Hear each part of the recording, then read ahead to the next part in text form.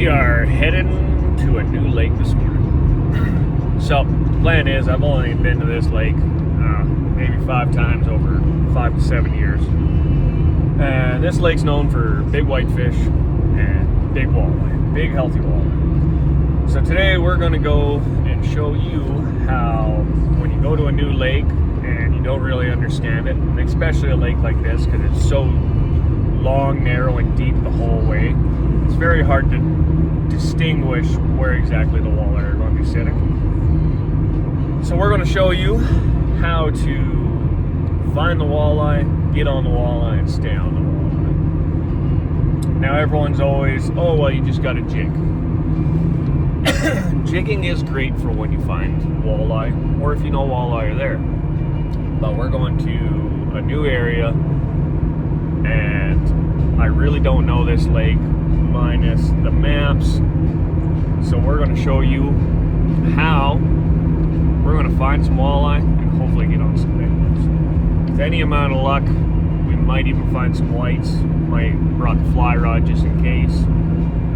See if we can get on some whitefish, but the main goal for today is of course walleye. There's a lot of pike in this lake, so I have a feeling we're going to be dealing with a lot of slough sharks, which I'm not, if you know me, I don't like pike, I don't like dealing with them anymore. I've been bit by them and they're slimy and I just don't like dealing with pike.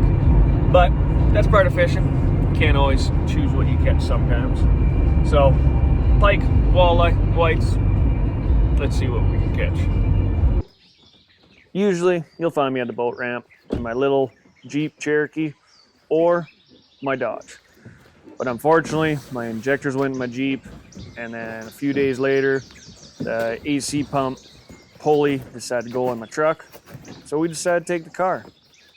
And honestly, I was blown away on how well the car hauled the ride.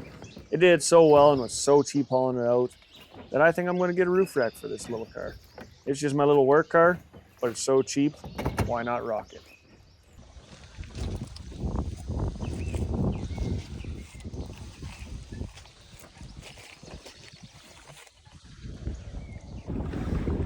Well, it's a little windy today.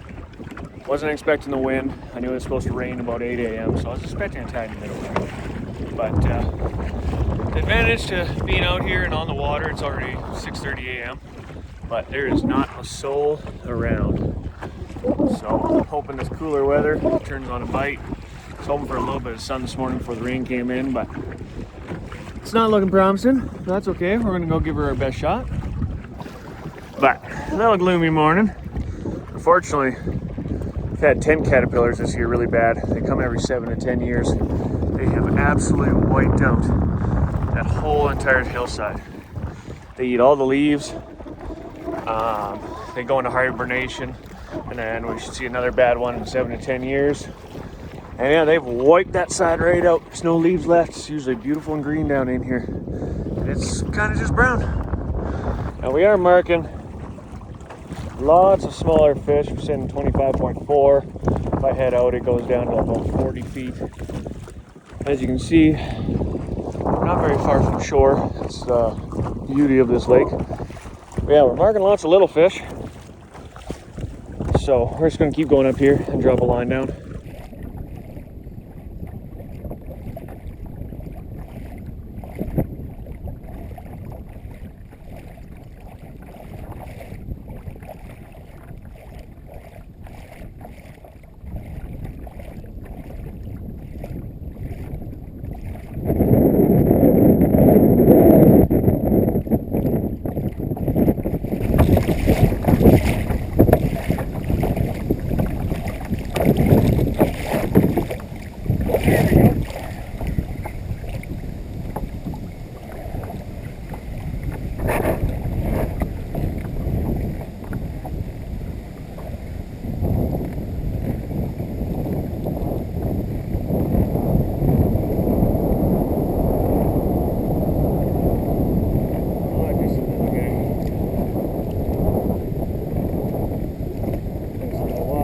Little tiny pike.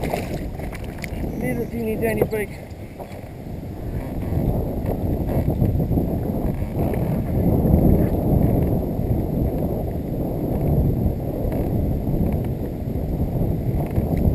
just a little tiny bite. And he ain't over. I know. Not even 30 minutes in, and we're already hooked up to a nice fish. That's why I love trying a new lake and locating walleye this way. You can get in some really nice fish pretty quick if you just spend a little time moving around.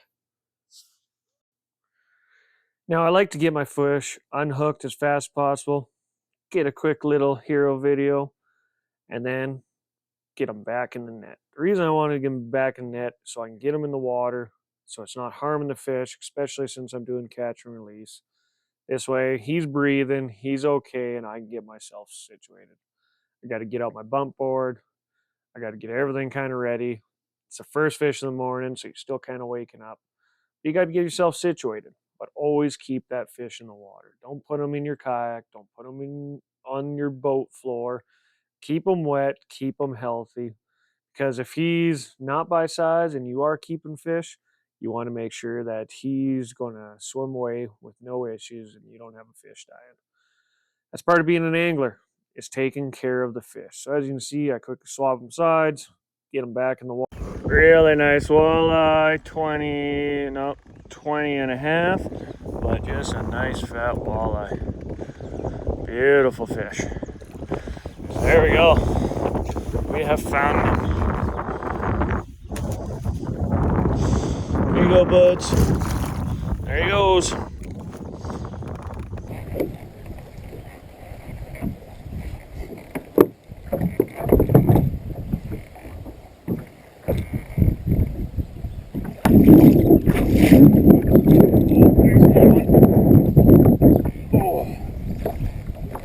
I just got her in the water and we got a fish on.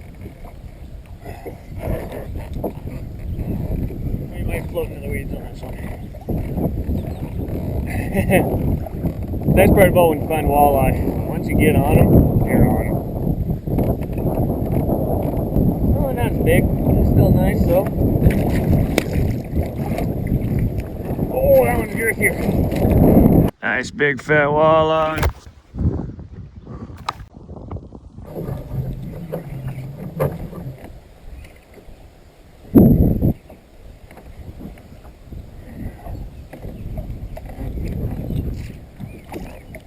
A decent walleye. Oh, lost him. Oh, now we got a shit show. So, what am I using to locate these walleye? So we're using what's called a bottom bouncer. So this guy, your line hooks onto here, and it bounces along the bottom of the lake as you're trolling. Then we are hooked to a worm rig, or some people call them walleye candy. And what you want to do is you want to have your worm. He hooks onto there, and then this little spinner actually spins around that and catches their attention. Then gives them something to feed on. So I carry quite a few different colors. This is one of the 2 rolls I have to hold them. I actually make them myself now. Super cheap and easy to make, but you can just buy them from the store. Lots of companies make them. Now the bottom bouncers you can get in all sorts of different styles, shapes, weights, everything. This is just one I had on hand. I got it on sale. It's an orange one. It doesn't really matter the color. I prefer to have about 2 feet of line from my bottom bouncer, 2 to 3 feet from my bottom bouncer to my actual lure. Now when you're dealing with walleye, they can only see your greens and yellows. I like to use white just because I've had really good luck, and oranges. They don't really see the blues and that side of the spectrum. So, as you saw in the video, I was trolling, using a worm rig, and then I switched over to a classic paddle tail. Now these guys are awesome because you can jig them, or once you're onto the walleye, you just cast them out and you let them bounce across the bottom.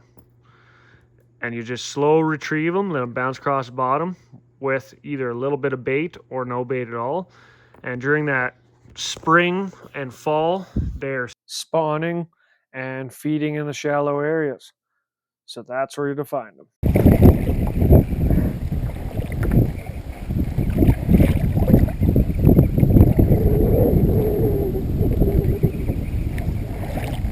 Give me another nice little pike. Guaranteed.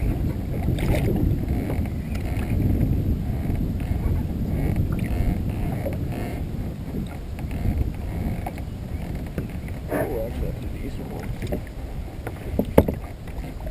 The worm rigs are on fire today. Haven't tried jigging yet. That's kind of my plan for the way back. I got a special little trick I want to try that I've had really good success with in the back. Just ride the waves and jig as you're going. I call it troll jigging. But we're just going to see if we can get on some more walleye. It is getting wavier.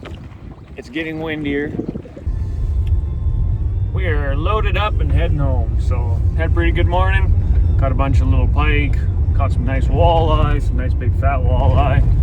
And yeah, definitely did better than others I was talking to. I was talking to a few others down at the docks, and they saw me reel actually a couple in on the kayak, and they were blown away because they're in these big fancy boats, and they're like, how are you catching them? So as you've seen, that's how you find walleye. Once you're on them, you start jigging, and when the bite's on, the bite's on. But yeah, I always use the worm rig with the bottom bouncer, and it works great every time, especially when you're dealing with a new lake or a new territory. You can find the drop-offs, find your rock piles, find everything you want, but when you're dealing with a lake that you have no idea what to expect, it's a good way to find the fish. They say fish are in like 5% of the lake or something. And as a prime example, where I was fishing, no one else was. There was no one else around. Everyone was fishing everywhere else, and they didn't have such good luck. And there was a lot of sections of that lake I didn't catch anything. And once I found them, I just stayed on them and got some nice fish on the board. They're back swimming for someone else to catch and enjoy.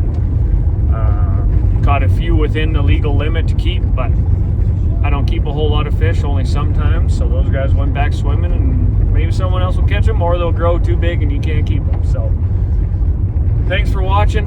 I hope you guys enjoyed this video. I hope it helps, and we'll catch you next week.